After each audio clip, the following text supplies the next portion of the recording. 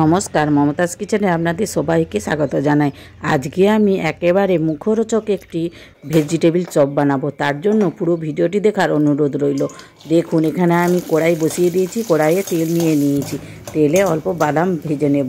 এই বাদামগুলোও কিন্তু আমি ঘরেই ছাড়িয়ে নিয়েছি। এখন ওই তেলেই পেঁয়াজ দিয়ে দেবো। পেঁয়াজটা হালকা করে ভেজে নেব। পেঁয়াজটা দেখুন অনেকটাই হালকা ভাজা হয়ে গেছে। এর মধ্যে গাজর আর বিট কেটে রেখেছিলাম, গাজর বিটগুলি দিয়ে দেব। দিয়েও গাজর বিট ভালো করে ভেজে নেব। মাঝে মাঝে ঢাকা দিয়ে ভাজবো, তাহলে তাড়াতাড়ি সেদ্ধও হয়ে যাবে আর ভালো ভাজাও হবে।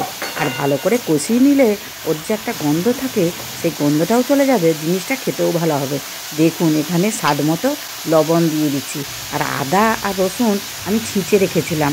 এখানে পেস্টের থেকে ছিঁচে দিলে না জিনিসটা খেতে খুব ভালো লাগে। আর অল্প মটর কলাই দিয়েছি। আর এখন তো বাজারে প্রচুর মটর কলাই বেরাচ্ছে, তাই একটু মটর কলাইও দিয়ে দিলাম। দিয়ে খুব ভালো করে ভেজে নিচ্ছি। এর মধ্যে অল্প হলুদ, জিরে, ধনে, লঙ্কা আর একটু গরম মশলা আর একটু অল্প কাশ্মীরি লঙ্কাও দিয়েছি। দিয়ে 2 মিনিট ভালো করে কষে নেব। দেখুন, এখানে আমার সব জিনিসগুলোই কিন্তু খুব ভালো সেদ্ধ হয়ে গেছে। আর একটু ভালো করে ঢাকা দিয়ে 2 মিনিটের মতো ভেজে নিচ্ছি।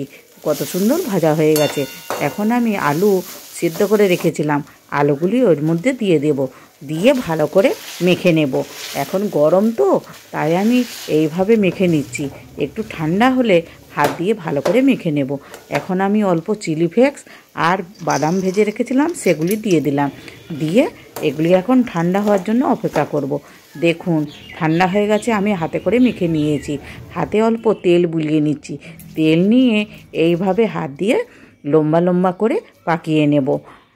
সামনে তো রমজানের সময় এইভাবে চপ বানিয়ে আপনারাও খেতে পারেন, খুবই ভালো লাগবে। আমি ভেজিটেবিল চপগুলি কিভাবে বানাচ্ছি পুরোটি দেখবেন, কিন্তু ক্লিক করবেন না। ক্লিক করলে পুরোটা দেখা হবে না, অতটা ভালো বোঝা যাবে না। এখন দেখুন, এইভাবে আমি সবগুলি ভালো করে পাকিয়ে নেব।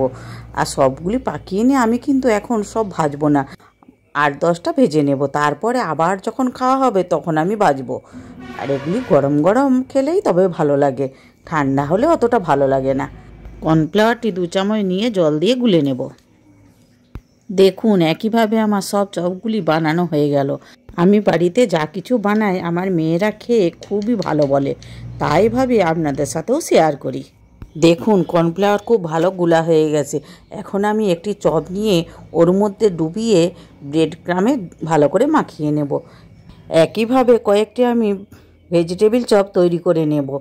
আজকের রেসিপি যদি আপনাদের ভালো লাগে, একটা লাইক করতে ভুলবেন না যেন। আর প্লিজ সাবস্ক্রাইব করবেন, আর বন্ধুবান্ধবদের সাথে শেয়ারও করবেন। আর ইউটিউব থেকে দেখলে ফলো করবেন। দেখুন, চপগুলো দেখতে কত সুন্দর লাগছে না? দেখুন, ভেজিটেবিল চপ বানাতে গিয়ে আমার বানানো কর্নফ্লাওয়ারটা কিন্তু কাজে লেগে গেল। দেখুন, আর বাজার থেকে আনতেও হলো না, ওই বানানোটা দিয়ে কত সুন্দর হচ্ছে। দেখুন, আমি এইভাবে কয়েকটি চপ তৈরি করে নিচ্ছি। আমি এখানে 1 কোট দিচ্ছি, আপনারা 2 কোটও দিতে পারেন। 2 কোট দিলেও খেতে খুব ভালো হয়। আর বাকিগুলো আমি যখন খাওয়া হবে তখন গরম গরম ভেজে নেব। এখন আমি ওভেন জেলে কড়াই বসিয়ে দিয়েছি। সাদা তেলে ভাজবো, তাই সাদা তেল দিয়ে দিচ্ছি। আপনারা সরষের তেলেও ভাজতে পারেন, সরষের তেলেও ভাজলেও খুব ভালো হয়। দেখুন, তেলটি হালকা গরম হয়েছে, এর মধ্যেই দিয়ে দিতে হবে। বসে বসে হলে তবে ভিতর পর্যন্ত খুব ভালো করে ভাজা যাবে। কম আছে বসে বসে ভাজতে হবে। একটা কাঁটা চামচ নিয়ে আমি আস্তে আস্তে উল্টে পাল্টে ভেজে নেব, লাল করে ভেজে নেব। দেখুন, অনেকটাই লাল হয়ে এসছে। আর একটু লাল হলে তবে আমি তুলব। এখন মোটামুটি পুরোটাই লাল হয়ে এসছে, ভাজা হয়ে গেছে।